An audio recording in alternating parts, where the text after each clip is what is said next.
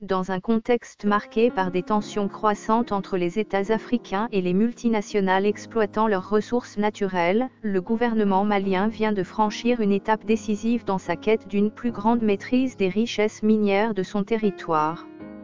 En janvier 2025, les autorités de Bamako ont procédé à la saisie spectaculaire de 3 tonnes d'or appartenant à la compagnie minière canadienne Barrick Gold, tout en arrêtant plusieurs de ses employés. Cette opération choc, motivée par des accusations de non-respect des obligations fiscales par l'entreprise, a envoyé une onde de choc à travers l'industrie extractive mondiale.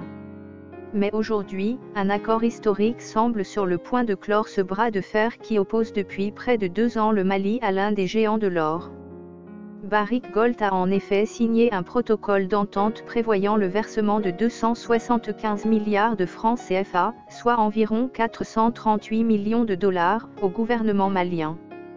Une fois cet accord ratifié par Bamako, il pourrait marquer un tournant majeur dans la gestion des ressources naturelles du pays et redéfinir les relations entre l'État malien et les opérateurs étrangers. Le différend entre Barrick Gold et le Mali trouve ses racines dans une volonté affirmée des autorités maliennes de récupérer une part plus significative des revenus générés par l'exploitation de l'or, un secteur stratégique pour ce pays d'Afrique de l'Ouest.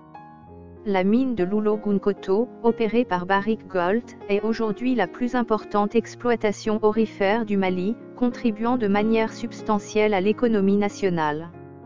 Pourtant, Bamako estime que les bénéfices tirés de cette richesse ne reflètent pas équitablement les intérêts du peuple malien. Selon un audit réalisé en 2023, les impôts et redevances non payés par les compagnies minières, dont Barrick Gold, oscilleraient entre 300 et 600 milliards de francs CFA, soit un manque à gagner colossal pour un pays confronté à des défis économiques et sécuritaires majeurs. Face à cette situation, le gouvernement malien a durci le ton, adoptant une posture ferme visant à renégocier les contrats miniers pour garantir des termes plus avantageux. La saisie des 3 tonnes d'or en janvier 2025 n'était pas un acte isolé, mais le point culminant d'une série de mesures destinées à faire plier les multinationales récalcitrantes. À cela s'ajoute l'arrestation de plusieurs employés de Barrick Gold, accusés d'avoir participé à des pratiques fiscales douteuses. Cette opération musclée a été suivie, en décembre 2024, par l'émission d'un mandat d'arrêt international contre Mark Bristow, le PDG de Barrick Gold, pour des soupçons de « blanchiment de capitaux ». Ces accusations, bien que controversées, témoignent de la détermination de Bamako à reprendre le contrôle de son sous-sol et à envoyer un message clair: les anciennes règles du jeu, jugées trop favorables aux entreprises étrangères, ne sont plus acceptables. L'accord signé récemment entre Barrick Gold et le gouvernement malien apparaît donc comme une tentative de désamorcer cette crise. En échange du paiement de 275 milliards de francs CFA, les autorités maliennes pourraient mettre un terme au litige fiscal qui paralyse les opérations de la mine de Loulo-Gounkoto depuis des mois. Cette somme, bien qu'importante, reste toutefois inférieure aux estimations maximales des arriérés fiscaux identifiés par l'audit de 2023, ce qui soulève des questions sur la portée réelle de cette entente. Par ailleurs, des zones d'ombre subsistent quant à sa mise en œuvre. Par exemple, il n'est pas encore clair si les 50 milliards de francs CFA, environ 80 millions de dollars, versés par Barrick Gold en 2024 dans le cadre d'un règlement préalable seront déduits du montant total. Cette incertitude alimente une certaine prudence parmi les observateurs, d'autant qu'un précédent accord, annoncé en septembre 2024, n'avait finalement pas abouti, laissant planer le doute sur la fiabilité des engagements pris. Au-delà du cas spécifique de Barrick Gold, cet épisode s'inscrit dans une dynamique plus large au Mali et dans d'autres pays africains riches en ressources naturelles. Bamako cherche à instaurer une nouvelle politique minière, axée sur un contrôle accru de l'État et une redistribution plus équitable des profits. Cette ambition se heurte toutefois à des défis de taille. Les multinationales, habituées à des contrats avantageux hérités d'époques antérieures, résistent à ces changements, tandis que le Mali doit jongler avec des pressions économiques et une instabilité politique persistante.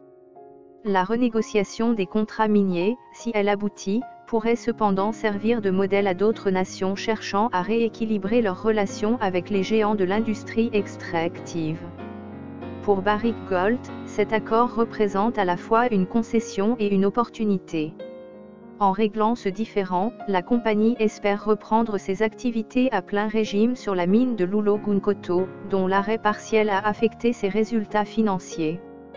Mais le prix à payer tant en termes monétaires qu'en termes de réputation est élevé.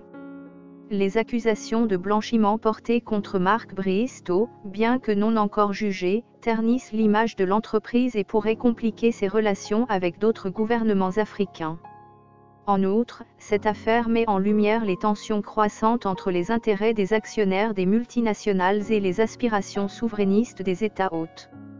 Du côté malien, cet accord, s'il est entériné, pourrait renforcer la légitimité du gouvernement dans sa lutte pour une meilleure gouvernance des ressources.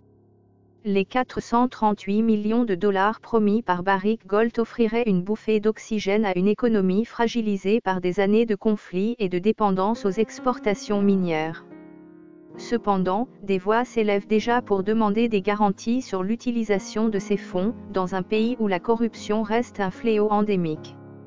La transparence dans la gestion de cette manne financière sera cruciale pour transformer cette victoire politique en bénéfice concret pour la population.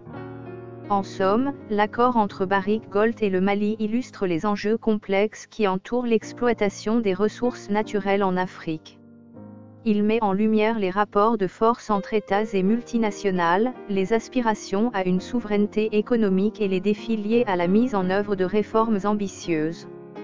Si Bamako parvient à faire de cet accord un précédent durable, il pourrait redessiner les contours de l'industrie minière au Mali et au-delà.